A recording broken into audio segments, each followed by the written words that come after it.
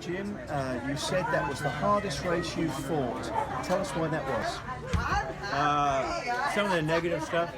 Yeah, you know, when I had the races with Pepe, it was kind of it was a little different race. There wasn't a lot of negativity. You know, and I understand a little bit why, because the mayor gets the good with the bad, right? And so I got some of the bad. And you know, it's my responsibility. It doesn't mean I necessarily did it. And so it was a lot of the debates. I was defending myself or explaining myself, and I thought how many times I need to do that about things that necessarily weren't mine personally, but okay, it happened in the city. Let's move on. But I don't think it reflected exactly my feelings or what I did. And what did you hear most from the voters? What were their concerns?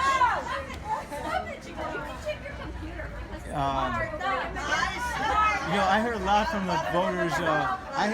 I've been here 38 years, and so I've had a lot of good experience with voters in my law practice as city attorney, and so I was very happy to hear a lot of people go back and say, I remember you did this, and that was very heartwarming for me. And so the concerns were not a lot, but what I thought, well, how come my alley doesn't this or that? And I said, so I did a lot of 311 introduction to people and say, this is how you get engaged with the community, and it works. We had 84,000 hits. And so when I told that, people said, man, that's really neat. So what I understand is people, I don't know how you reach people to get them engaged, but we need to do a better job of that.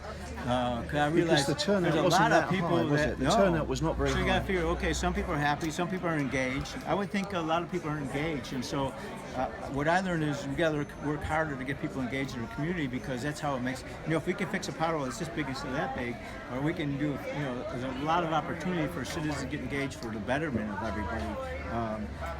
Crime Stoppers, and I did that this year. I said, it's your city, and I realized that, come on, it's your city, and don't wait for an election to say I need this or that. Let's do it all the time, and we could try to provide it. You said Othel Brand just called you to congratulate him, to Very congratulate gracious you. of him. I appreciate it. Absolutely. He got about 40% of the vote. How do you think the two camps unite now for the future of McAllen?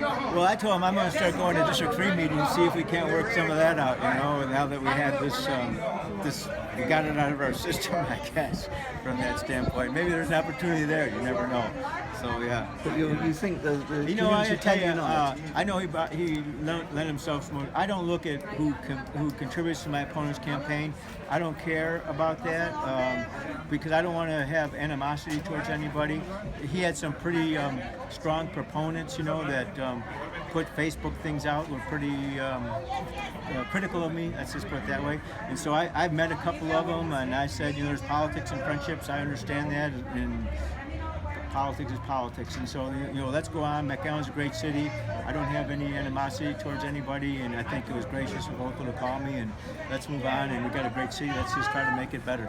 And you mentioned a short time ago that there are challenges ahead: Mexico, the peso, the bridges. Absolutely. Tell us about your thoughts there. Absolutely. You know, every time, you know, I met with some people this week. It's been busy. By the way, I still do city things in campaign, so I've been a lot of city things. We met some people from from Monterey, and said they call it La Trenta now. That's although peace is safe because the federal government controls it, but when you hit Reynosa, you don't know what they're afraid, and that's terrible. And so we talked to Governor Cavazos de Vaca. I understand he's going to actually maybe do some things differently now, but we need to do whatever we can to encourage them to take control. You know, talk to Secretary Kelly, and you said you guys are worried about cartels. You know, maybe what's the action plan in Mexico, because you know that's where they're coming from, and so you know maybe we do that and get serious discussion with Secretary Kelly about that.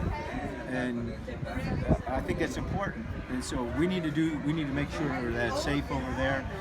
It's been a rough 10 years. We don't go there anymore for dinners.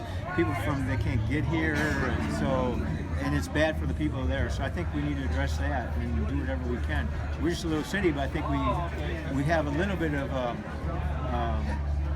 ability to influence because we know we're the epicenter for the immigration issue, and so hopefully we can play on that for the good.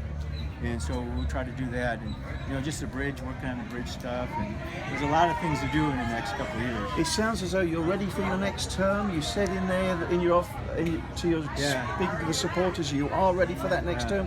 What else would you like to tell us? It's thank you very much for your vote. I appreciate it. I love McAllen, and I'm going to try my hardest the next 4 years to make us better. Thank you so much, Mayor Darling. Okay. Congratulations again. Thank you.